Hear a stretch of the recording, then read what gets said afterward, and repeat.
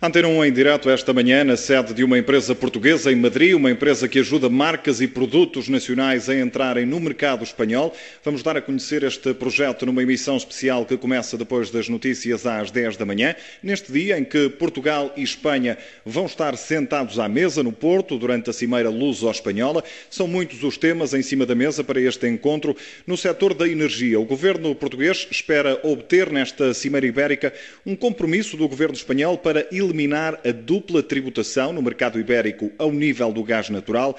É uma espécie de portagem, Arlinda Brandão, que é paga quando o gás passa na fronteira. Sentindo que o país está a ser prejudicado, o governo português quer diminuir as barreiras das redes de gás natural para atravessar a fronteira, já que o sistema de transporte gasista em Espanha tem um termo tarifário à entrada da rede e um termo tarifário à saída, ao contrário da eletricidade, que tem as chamadas tarifas selo postal, só se pagando o que sai. O secretário de Estado da Energia, Artur Trindade, diz que é tempo de se acabar com tantos pagamentos. Na integração do sistema gasista português com o espanhol, o nosso gás paga para entrar no nosso sistema, depois paga para sair, depois paga para entrar no sistema espanhol, depois paga para sair do sistema espanhol e vice-versa. Ora, nós consideramos que o projeto europeu de integração de mercados não pode estar à mercê deste comportamento individual dos Estados, porque dificultam o comércio internacional. No nosso caso, é absolutamente fundamental resolver e eliminar ou diminuir o problema dessa restrição na fronteira. E explica as vantagens de resolver esta situação. Porque com a utilização do nosso terminal, se nós tivéssemos mais capacidade de exportar gás para a Espanha, nós facilitávamos a escala de utilização do terminal. E alguns entrantes no nosso mercado, mesmo que tivessem ainda uma cota de mercado pequena e pouco consumo aqui, poderiam descarregar barcos e utilizar esse gás para o comércio com a Espanha, aumentando a eficácia e diminuindo os custos a que fornecem gás para o mercado nacional. Uma diminuição de custos que se pode refletir numa redução da fatura do gás natural das famílias e das empresas. O setor da energia, que vai estar também em destaque mais logo na Cimeira Portugal-Espanha, no Porto, uma cimeira que vamos voltar a olhar já daqui a pouco, nesta edição às 9. Para já, Luís Soares, seguimos com o problema das faturas em atraso em Portugal. Isto porque há cada vez mais faturas por pagar no nosso país. No ano passado, as faturas incobráveis subiram a 13% e o risco de pagamento é o pior na União Europeia. Vítor Rodrigues Oliveira. Portugal está na cauda da Europa no índice de risco de pagamentos da Intrum Justiça. A multinacional sueca, a empresa que gera e recupera crédito, compara anualmente vários indicadores, o atraso nos pagamentos, as faturas que não chegam a ser pagas e o andamento da economia. Portugal está no fim da lista com a Grécia. Entre os problemas mais graves, as faturas que nunca chegam a ser cobradas, como nos lembra Luís Salvaterra, diretor ibérico da Intrum Justiça. Acentuou-se basicamente o número de incobráveis, aumentaram 13%. Este número de incobráveis tem a ver com clientes que depois não pagam as faturas depois do ciclo de faturação, digamos assim, portanto, as faturas que não são pagas, e equivale, sobretudo, a 6 mil milhões de euros de incobráveis. O estudo mostra que muitas empresas em Portugal se queixam de não ter dinheiro em caixa. 81% diz não ter liquidez. Em relação aos atrasos nos pagamentos, é o Estado que menos cumpre. O Estado tem um período alargado muito maior do que as empresas e os consumidores. Estamos a falar de um atraso em média, por exemplo, no Estado, de mais de 70 dias, enquanto nas empresas 35 dias e nos consumidores 30 dias, ou seja, é mais do dobro das empresas. O dinheiro não circula na economia. Luís Salvaterra alerta para a criação de um círculo vicioso. As empresas estão a tentar receber o mais rápido possível, mas não conseguem, e pagar o mais tarde possível, ou seja, mesmo as empresas têm capacidade financeira para o fazer, já estão a pagar o mais tarde possível, porque senão têm seguramente problemas de cash flow e de liquidez, porque ninguém, digamos, está a pagar com os prazos, não é? Os exemplos positivos vêm todos, sem surpresa, do norte da Europa. Já no sul, Espanha e Itália não estão bem, mas o fim da lista do índice de risco de pagamentos é ocupado lado a lado por Portugal e Grécia. Este inquérito feito em 28 países europeus mostra que Portugal está numa das piores situações, a par com a Grécia, mas também em Espanha há algumas dificuldades em pagar as faturas. Hoje, em dia de Cimeira Ibérica, na atualidade espanhola, os problemas com o Banco Bankia estão a marcar o dia.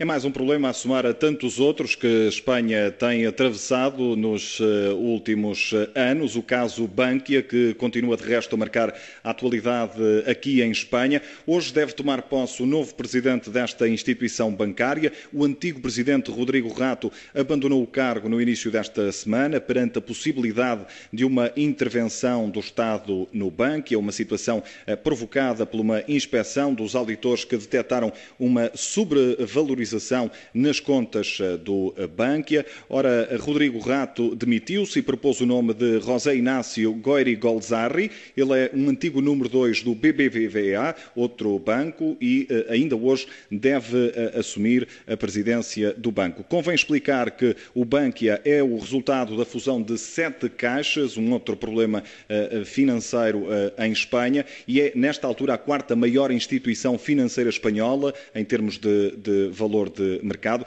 Fala-se nesta altura da necessidade de uma injeção de dinheiro público entre os 7 e os 10 mil milhões de euros neste grupo, e é uma situação sobretudo relacionada e que tem muito a ver com o problema do crédito mal parado, que aqui em Espanha já atinge os 184 mil milhões de euros. Também no topo da atualidade, esta manhã, um caso de justiça com uma acusação de desfalque apontada ao presidente do Supremo Tribunal Espanhol. Carlos Divar é acusado de ter feito viagens privadas, a maioria viagens de férias em fins de semana prolongados, e depois de ter apresentado as contas ao Supremo para pagar. Esta denúncia foi feita ontem por um vogal do Poder Judicial perante as autoridades. E para terminar estas linhas de atualidade aqui em Madrid, fala-se também de futebol e da final da Liga Europa, que vai jogar-se mais logo. Isto porque vão estar frente a frente duas equipas, o Atlético de Madrid e o Atlético de Bilbao, jogo às 8:45 em Bucareste. Ora, a preocupar também Espanha e Portugal, em simultâneo, está, Luís Soares, a taxa de desemprego. São dois dos países da União Europeia com maiores valores de taxas de desemprego. De resto, o governo português fez uma revisão em alta dos números. O Diário Económico avança hoje que o documento de estratégia orçamental que foi enviado para Bruxelas contém números de previsão da taxa de desemprego que não constam do documento apresentado no Parlamento. Para este ano, a previsão é igual à do orçamento retificativo, mas nos anos seguintes os números são revistos em alta, isto em relação às previsões que estão no memorando de ajuda externa. Rosa Azevedo. O anexo 2 do documento de estratégia orçamental mostra que o governo está mais pessimista que a Troika quando o tema é desemprego. Para este ano, mantém-se os 14,5% da taxa de desemprego, valor já previsto no orçamento retificativo. Mas olhando para o calendário até 2016, o governo revê em alta as previsões feitas pela Troika na avaliação do mês passado. Para 2013, o executivo de Pedro Passos Coelho espera 14,1% de taxa de desemprego, quando a Troika põe a fasquia 2 décimas abaixo. Já em 2014, a diferença entre a Troika e o governo português é só de 1 décima, com o executivo a apontar para 13,2% da população ativa no desemprego. Chegados a 2015, o fosso entre o que a Troika espera que seja a taxa de desemprego em Portugal e as previsões do governo agrava-se, com uma diferença de 3 décimas, sendo que o valor mais alto é o previsto pelo executivo de Passos Coelho, 12,7%. Este documento tem também uma tabela sobre os desenvolvimentos no mercado de trabalho. A produtividade vai cair 0,5% este ano e em 2013 vai ter um crescimento nulo. As remunerações por trabalhador vão encolher 3%, enquanto a massa salarial da economia vai recuar mais de 5%.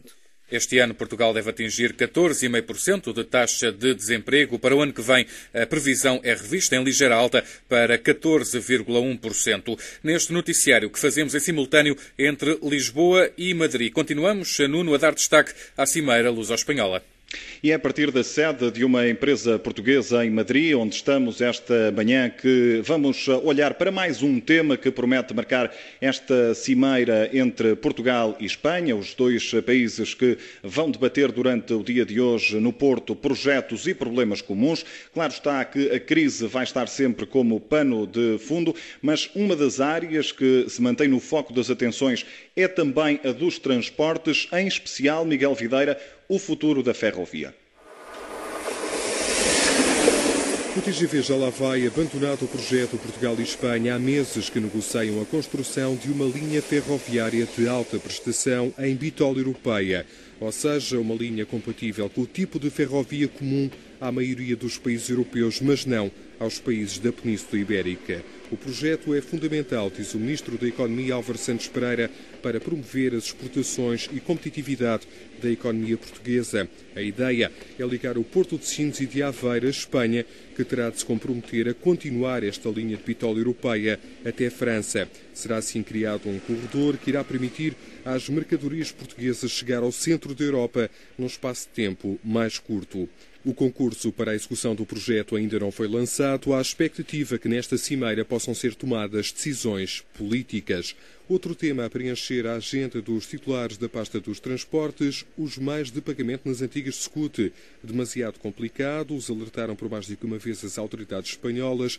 As longas filas junto à fronteira por ocasião da Páscoa vieram reforçar a preocupação. Amenizada um dia antes do início da cimeira, talvez não por acaso, com o anúncio pelas estradas de Portugal de mais um meio de pagamento disponível para quem, a partir de julho, nos visitar. Tudo mais simples, promete as estradas de Portugal, mais tempo para os titulares da pasta dos transportes dos dois países se ocuparem de outros assuntos. Miguel Videira, e um dos temas que vai marcar a Cimeira Luso-Espanhola de hoje no Porto, os transportes, uma cimeira em destaque hoje na Antena 1 e que justifica a nossa presença esta manhã em Madrid. É aqui que vamos voltar mais à frente numa emissão especial que vai começar depois das notícias às 10 da manhã.